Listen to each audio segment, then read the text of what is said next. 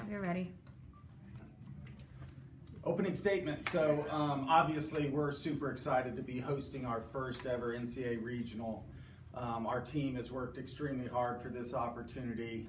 As coaches, as staff, we just want to put on a great show for our fans. They've been super, from the first day we started this program. I can remember Carol Bruggerman was, who's doing the TV this week, was here for our first doubleheader against Western Carolina. And she couldn't believe the support we had for that first game, and so just excited for our fans. Like I said, great opportunity for us as a young program to showcase not only our team, but our facility, the fans, and our great community here at Clemson. Do you or can you scoreboard watch that Stillwater Regional at all, or is it just we're going to stay focused right here? Yeah, I think the biggest thing you can do, I mean, obviously you look at scores every night and see who won and who lost, but we're really focused on the task at hand. And you know, in postseason, when you get that number next to your name as a 1 seed, you know, you start thinking about the 2-3 seeds. But we got to really concentrate on UNC Wilmington. It's a very good team, good pitching staff. They're here for a reason. They won their conference tournament, and which means they're playing really well right now. So that's our main objective, is to really take a close look at them, and so our main objective is UNC Wilmington. Seems like temperatures are always pretty good this time of year till you get to a regional and it gets hot. Does that change anything at all? The ball flies a little bit better?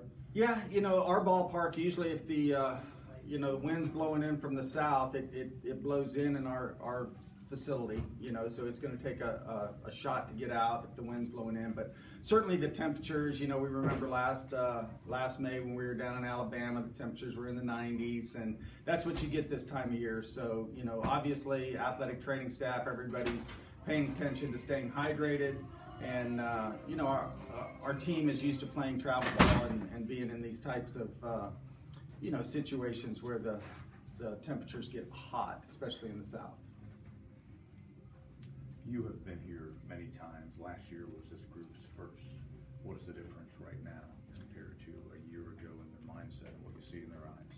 Yeah, I think the obvious difference is we have a year of experience. You know, last year our entire roster, it was the first time competing in postseason, you know, and now that we've been in 2 ACC tournaments, we were in the Tuscaloosa Regional last year, obviously, we have a sense of you know, what it's going to be like, and the competition level, and just the oddities of the NCAA tournament, where you may be the 1 seed, but you may be a visiting team in a particular game, you may be in the other dugout. So there's that factor, but I think the biggest thing is this time of year we've earned the right to be here. We've earned the right to be the number 1 seed. Now it's about, you know, staying focused on what we can control, which is the game, and you know, and making sure we're limiting the distractions. And we know after last year, no matter who our opponent is, we've got to bring our A game. Does pitching depth mean as much at this time of the year as it does during a tough regular season ACC series? Yeah, pitching depth is huge, you know, especially if you get into that losers bracket. It's a double elimination tournament, but you know, anytime you can utilize a staff, especially with some of the powerful offenses that we have here. You know, all the teams hit the ball pretty well, and you know, if you look at the home runs and the batting averages, you know, it's going to be some fierce competition. So our pitching staff going to rely on you know, obviously Valerie and Millie Thompson. Reagan's going to be available, Brooke McCubbin. So we've utilized the staff all year, and it won't be any different this weekend. You've been in a lot of different conferences at their top level. How well does the ACC prepare you for this next challenge? Well, this year the ACC is arguably one of the toughest conferences in the country. You know, we have the number 2 and 3 seeds, Florida State and Virginia Tech, and obviously us and Duke are top 16 seeds. We have Notre Dame and Georgia Tech, who are, you know, outstanding teams this year, and we're well represented. And you know, we've kind of ran the gauntlet of the ACC regular season. We ran the gauntlet of the ACC tournament last year, and that's going to prepare us for the rigors of a tough postseason. As batters or as pitchers? Or both. I mean, you can, you know, when you look at the pitchers that we faced this year and the offenses that we faced, you know, any time that, you know, we've played 4 games against Virginia Tech, 4 games against Florida State. They're the 2 and 3 seeds. We've played 3 games against Duke, 3 games against Georgia Tech, 4 against Notre Dame. I think it's prepared us to face good pitching. It's prepared our pitchers. They've obviously faced really good pitching, and our defense.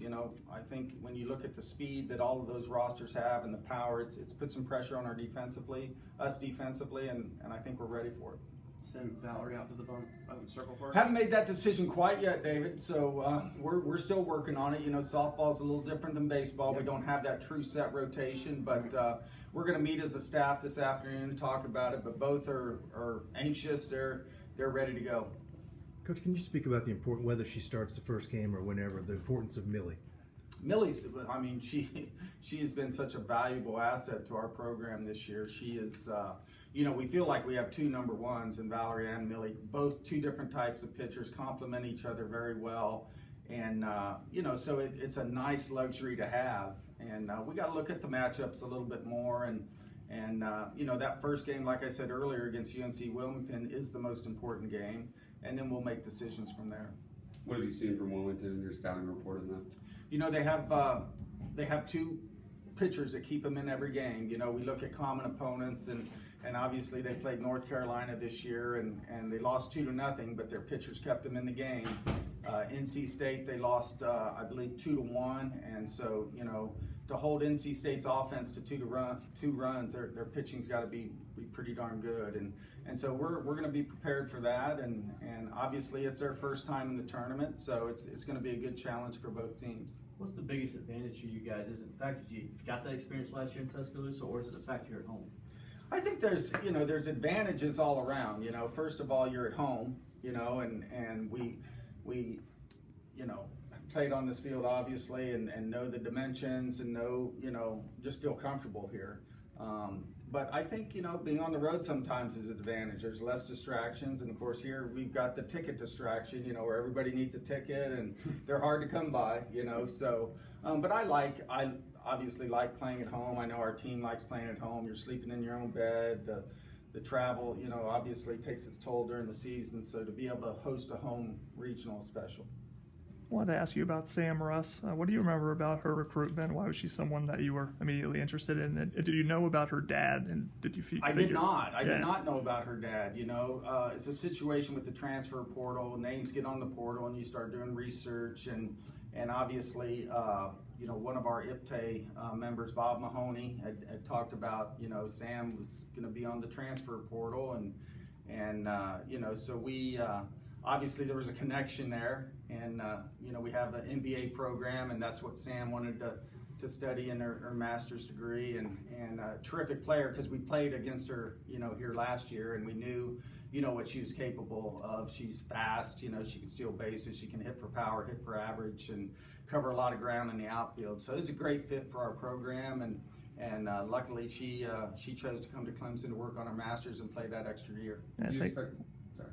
I think her dad was the first baseball team to host a regional here at Clemson in '80, and she's the first in softball. I mean, how cool is it to see one of those legacies? That's pretty cool. I was actually didn't know that until I was reading Tim Britt's tweet, and he mentioned that. So that's an interesting little nugget, and something that family can be proud of as a part of Clemson history. But anytime you have, your dad played at a school, and then his daughter gets to play there, there's going to be a lot of special memories for that family for a long time. Do you expect the portal to continue to be a valuable resource for you going forward in recruiting? And have you had players reach out to you both from the portal and from recruits reaching out, just from the success and excitement that you've generated from this program? Definitely the success that we have had here has helped in recruiting. Obviously, when you have a first-class facility, you have success, you have a great university to recruit to like Clemson. There's a lot of things that a recruit could look at us for, and certainly, in this day and age, you have to use the transfer portal. It's just a sign of the times, and certainly we look at it, and we're right now focused on finishing the season, but recruiting starts here really quick. Going back to Millie for a second, everything that she's gone through, was there ever a point where you wondered if she would pitch again? And then how special will it be to see her out here in the circle, knowing what she's been through? Yeah, Millie's, obviously she had surgery in November, and there's always uncertainty when you get surgery on your arm, and but Millie's just that type of competitor, and we have such wonderful doctors here that did a terrific job, and it was a slow process to start, and January was a kind of an iffy month for her, getting her mentally, emotionally ready to get back in the groove of pitching, and she did a terrific job. Like I said, Katie Rooft, our athletic trainer, Dr. Murphy, Dr. McCallum, all of our medical staff have done a great job with Millie, but it says a lot about her competitiveness and her desire to win and compete, and she came back, and February, it took her a couple games, but she's just taken off from there, and we know she has the ability, she has the confidence, and it was that just getting out there and proving to herself that the arm is going to be okay. Coach, I know y'all have played both international rules and as far as extra innings go, and placing the runner in second. We've also played without that. And I'm assuming in the NCAA tournament they're using the international rules as far as that goes? No, sir. They are not using international tiebreaker. That's a rule that we use in preseason play to help with travel, to get games in, and I know Major League Baseball has utilized it, and it's a great rule, but not when everything's on the line. I was curious, do you have a preference as far as that goes? And is there a particular advantage if you have pitchers that are good in high leverage situations, getting strikeouts with runners on, that sort of thing? Well, I think it's a catch-22. I mean, the international tiebreaker stuff, I mean, they say the advantage is to the visitor because, you have the opportunity to score that run first, and you're in that situation because you're tied after regulation. So, but I'm glad we don't have it in NCAA postseason. All right, thank you all. Good luck, Appreciate it. Coach. Appreciate the See you support. tomorrow. Thank you.